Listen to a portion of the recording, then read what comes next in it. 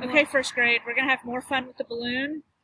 This is just a partner challenge of just trying to keep the balloon up and going. It'll be really tricky on a windy day. So I'm going to turn this way. Izzy. Yes.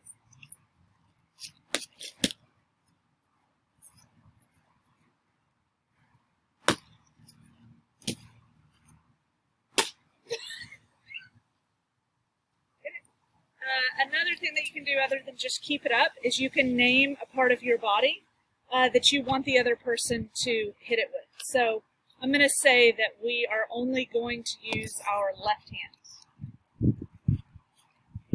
Left hand.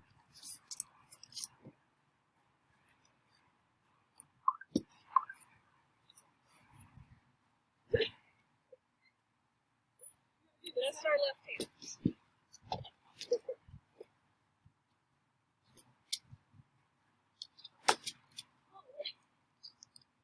Now let's choose, Izzy, you choose a body part now. Our feet. Okay, just our feet.